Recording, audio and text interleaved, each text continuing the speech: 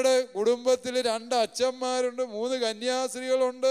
ഞാൻ മാത്രം ഇങ്ങനെ ശപിക്കപ്പെട്ടവനായ, എനിക്ക് മാത്രം ഒരു ഭാവിയിൽ ഒരു ജീവിതവും ഇല്ല.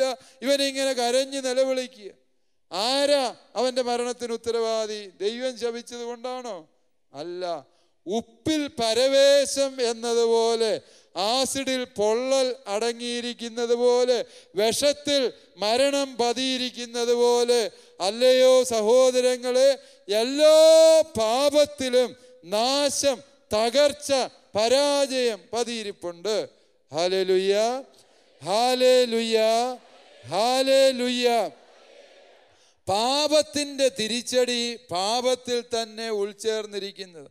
പാപം എന്ന് പറയുന്ന വിഷമാണ്, കാളകൂട വിഷം. ഇത് അതേപടി കൊണ്ടുവന്ന് കൊടുത്താൽ പിശാചിനറിയാം ഒരു മനുഷ്യനും സ്വീകരിക്കുകയില്ല. അതുകൊണ്ട് പിശാച് എന്ത് ചെയ്തു? ഈ വിഷത്തെ ശർക്കരയ്ക്കകത്ത് മുക്കി അവലോസ് പൊടിക്കകത്ത് ഒന്നുകൂടി ഉരുട്ടി, ഇല്ലേ, അവലോസ് പൊടി എന്നൊക്കെ പറഞ്ഞാൽ ഈ നാട്ടുകാർക്ക് മനസ്സിലാകുകയല്ലേ, അതിനകത്ത് ഒന്നുകൂടെ ഉരുട്ടി ശർക്കരയിൽ ഒന്നുകൂടെ വിളയിച്ച് കൊണ്ടുവന്ന് കൊടുത്തു. ഇതേ ചേട്ടത്തി ഒന്ന് തിന്നു നോക്കിയേ. ഓ, എനിക്ക് വേണ്ട പിശാച്, എന്നാലും ഒരു ടേസ്റ്റ് ചെയ്ത് നോക്കിയേ. പൊട്ടിച്ച് വായി വെച്ച് കൊടുത്ത് നോക്കിയപ്പോൾ എന്തൊരു ടേസ്റ്റ്, ഇങ്ങ് തന്നേക്കാൻ പറഞ്ഞു. മൊത്തം വിഴുങ്ങി ചേടത്തി. ശർക്കര അലുത്തു പോകും, അവലോസ് പൊടി ദഹിക്കും. ദഹിക്കാതെ കിടക്കുന്ന ഒന്നുണ്ട്, അതാണ് വിഷം. അതാണ് ഈ പാപത്തിൻ്റെ നാശം. പാപത്തെ ആസ്വാദ്യകരമാക്കാൻ, സന്തോഷകരമാക്കാൻ പിശാച് സകല പാപത്തിൻ്റെയും മേല് ഈ ആസ്വാദ്യതയുടെ സന്തോഷവും സുഖവും പുരട്ടി വെച്ചിട്ടുണ്ട്. ഇത് കണ്ട് ആകൃഷ്ടരായി നമ്മളെല്ലാം പാപം ചെയ്യും. അതിൻ്റെ ഫലമായി ഉണ്ടാകുന്ന ദുരന്തം, അത് പിശാച് നമുക്ക് തരുന്ന സമ്മാനമാണ് ഈ നാശം എന്ന് പറയുക. ദൈവം യഥാർത്ഥത്തിൽ ചെയ്യുന്നത് എന്താ? പാപം ചെയ്യുക വഴി നാം ഓരോരുത്തരും എത്തിപ്പെട്ട നാശകരമായ, ദുരന്തകരമായ ഈ അവസ്ഥയിൽ നിന്ന് നമ്മളെ വീണ്ടെടുത്ത് രക്ഷിക്കുക എന്നതാണ് ദൈവം ചെയ്യുന്നത്. പാപത്തിൻ്റെ മുന്നിലും ദൈവത്തിൻ്റെ കരം പരിപാലിക്കുന്ന കരമാണ്. Hallelujah, hallelujah, hallelujah. പാപം ചെയ്ത ആദിമാതാവും പിതാവും ദൈവസന്നിധിയിൽ തിരസ്കൃതമായപ്പോഴും ദൈവം പറഞ്ഞു, കരയണ്ട, നിങ്ങൾക്ക് ഞാൻ രക്ഷകനെ തരാം. ഹല്ലേലൂയ, നിങ്ങൾക്ക് ഞാൻ രക്ഷകനെ തരാം. കായേൻ പാപം ചെയ്തു, സഹോദരനെ കൊന്നു. അതിൻ്റെ തിരിച്ചടി അവൻ്റെ ജീവിതത്തിൽ വന്നവൻ കരഞ്ഞപ്പോൾ ദൈവം എന്തു ചെയ്തു എന്നാ ഉൽപ്പത്തി പുസ്തകം 4-ാം അധ്യായം 15 മുതലുള്ള വാചകങ്ങൾ പറയുക. ദൈവം അവനെ വിളിച്ച് തൻ്റെ മാറോട് ചേർത്തു, അവൻ്റെ നെറ്റിത്തടത്തിൽ അവിടുന്ന് മുദ്ര പതിച്ചു. മുദ്ര പതിച്ചെന്ന് പറഞ്ഞാൽ എന്താ അർത്ഥം? സ്വന്തമാക്കി എന്നാണ് അർത്ഥം, അല്ലേ? ചേട്ടൻ്റെ പേരെഴുതിയ മോതിരവും മുദ്രയും വിട്ട് ചേട്ടത്തി നടക്കുമ്പോൾ, താലിയും കെട്ടി നടക്കുമ്പോൾ എന്താണ് അർത്ഥം? എന്നെ വേറൊരുത്തൻ സ്വന്തമാക്കിയതാണ്, ഇനി ആരും എന്നെ സ്വന്തമാക്കാൻ നോക്കണ്ട എന്നാണ് ഈ മുദ്രയും കൊണ്ട് നടക്കുന്നതിൻ്റെ അർത്ഥം. ശരിയല്ലേ? ഒരു ലൈബ്രറിയിലെ പുസ്തകത്തിൽ അവരുടെ മുദ്ര, സീല് പതിച്ചാൽ അതിൻ്റെ അർത്ഥം എന്താ? ആ പുസ്തകം ആ ലൈബ്രറിയുടേതാണ്, ആരും അടിച്ചു മാറ്റിക്കൊണ്ട് പോകരുത് എന്നാണ് അർത്ഥം, ഇല്ലേ? പള്ളികളിലെ പ്രാർത്ഥനാ പുസ്തകത്തിലൊക്കെ സീല് വെക്കും അച്ഛന്മാർ. എന്തിനാന്ന് ചോദിച്ചാൽ, അല്ലെങ്കിൽ ചിലർ അവരുടേതാണോ എന്ന് സംശയം കൊണ്ട് എടുത്തുകൊണ്ട് പോകാൻ സാധ്യതയുള്ളതുകൊണ്ട്, അല്ലേ? മുദ്ര വയ്ക്കുക എന്ന് പറഞ്ഞാൽ ഉടമസ്ഥാവകാശം. ഈ ഉടമസ്ഥാവകാശം സ്ഥാപിക്കപ്പെടുന്നത് ഈ മുദ്രയിലൂടെ. ദൈവം കായേൻ്റെ മേൽ മുദ്ര പതിച്ചു എന്ന് പറഞ്ഞാൽ അതിൻ്റെ അർത്ഥം എന്താ? ദൈവം കായേനെ സ്വന്തമാക്കി. ദൈവം സ്വന്തമാക്കിയ ഈ ഭൂമിയിലെ ആദ്യത്തെ മനുഷ്യനാണ് കായേൻ. അവൻ ആരാണ്? ഈ ഭൂമിയിലെ ആദ്യത്തെ കൊലയാളി. ദൈവം സ്വന്തമാക്കിയ ആദ്യ മനുഷ്യൻ ആദ്യത്തെ കൊലയാളിയാണ് എങ്കിൽ, പ്രിയപ്പെട്ടവരെ, പാപത്തിൻ്റെ മുമ്പിൽ ദൈവത്തിൻ്റെ സ്വഭാവം സർവനാശം വിതയ്ക്കുന്നവൻ്റേതല്ല. പാപം നമ്മുടെ ജീവിതത്തിൽ ഉണർത്തുന്ന ഭയാനകമായ ദുരന്തങ്ങളിൽ നിന്ന്, തകർച്ചകളിൽ നിന്ന്, പാപത്തിലൂടെ പിശാച് നമ്മുടെയും നമ്മുടെ കുടുംബത്തിൻ്റെയും ദേശത്തിൻ്റെയും മേല് കൊണ്ടുവരാനിരിക്കുന്ന നാശങ്ങളിൽ നിന്ന് നമ്മെ കാത്തുരക്ഷിക്കുന്നവനാണ് ദൈവം. പാപം ചെയ്ത മനുഷ്യൻ്റെ മുമ്പിലും ദൈവത്തിൻ്റെ സ്നേഹം പരിപാലിക്കുന്ന സ്നേഹമാണ്.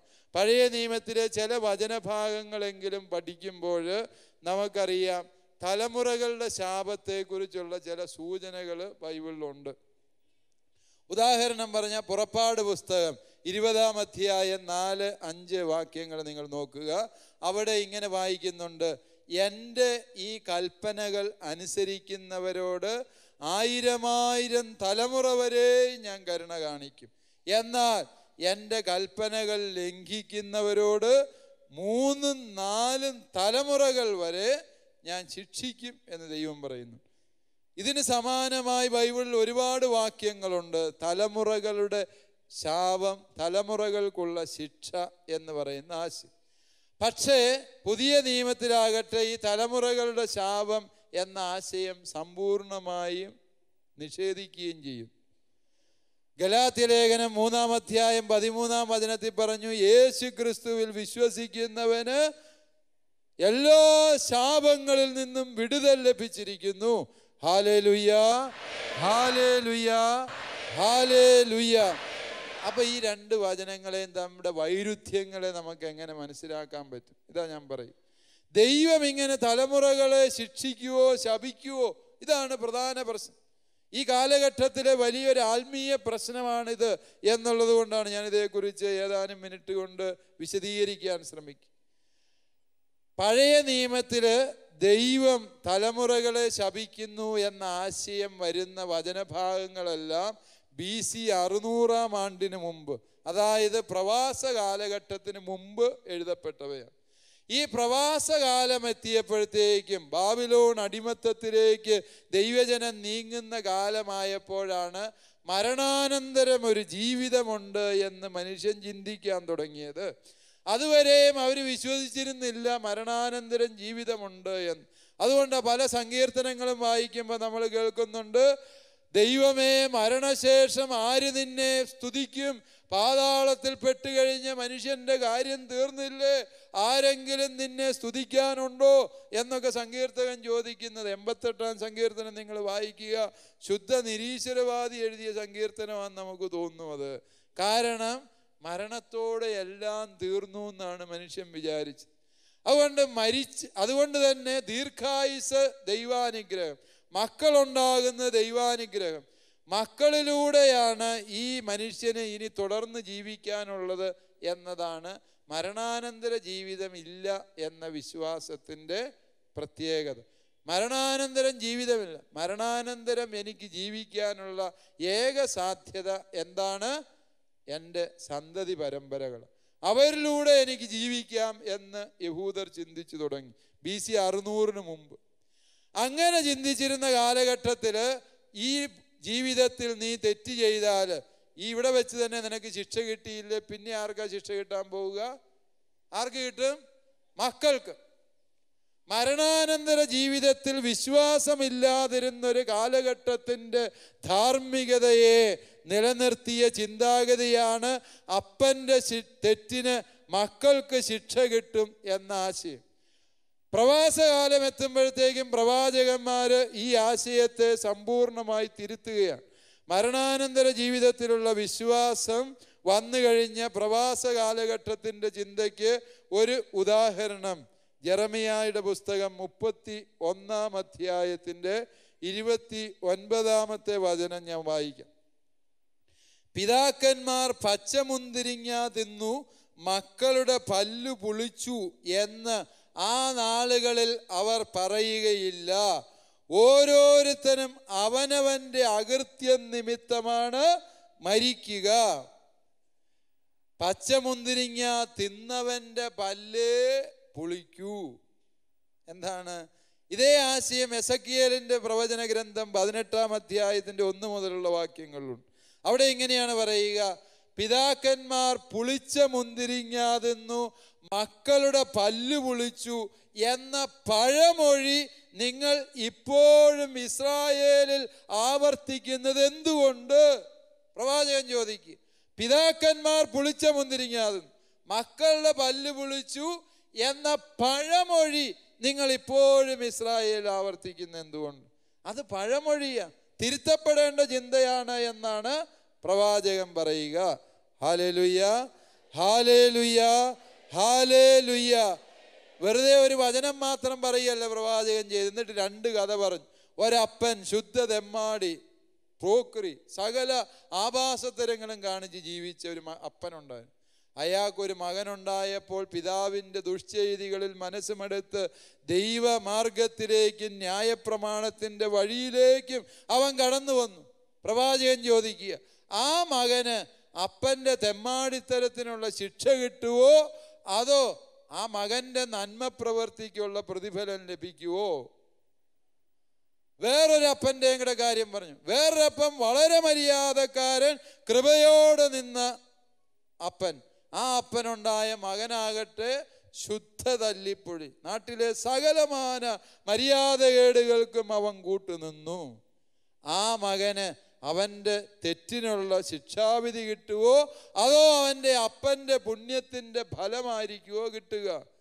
പ്രവാചകൻ എന്നിട്ട് പറഞ്ഞു, ഓരോരുത്തനും അവനവൻ്റെ തെറ്റിന് വേണ്ടി ദൈവത്തിനു മുമ്പിൽ കണക്ക് കൊടുക്കേണ്ടി വരും.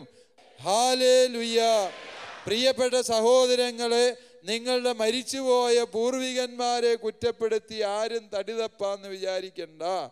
നിങ്ങൾക്ക് എന്തെങ്കിലും അസ്വസ്ഥതകളും അനർത്ഥങ്ങളും ദൈവപരിപാലന അനുഭവിക്കുന്നതിനുള്ള തടസ്സങ്ങളുമുണ്ട് എങ്കിൽ അതിൻ്റെ ഉത്തരവാദി നീ എന്ന വ്യക്തിയാണ് എന്നറിയണം.